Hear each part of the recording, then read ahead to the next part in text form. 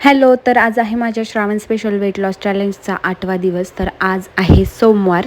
तर सोमवारी सगळ्यांना माहीतच मी 16 सोमवारचं व्रत धरले, त्यामुळे मी एकच टाईम खाते आणि ते पण संध्याकाळी फक्त मलिदा खाते.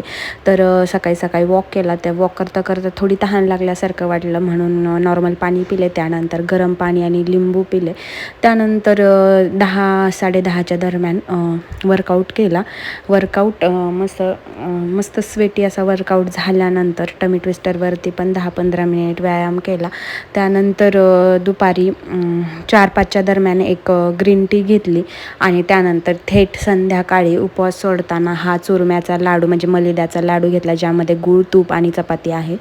त्यानंतर त्याला 1 तास झाल्यानंतर ग्रीन टी घेतली आणि नॉर्मल थोडासा वॉक केला. आज 2 टाईम वॉक केला, पण फक्त अगदी 10-15 मिनिट केला, त्यामुळे 2894 स्टेप झाल्या.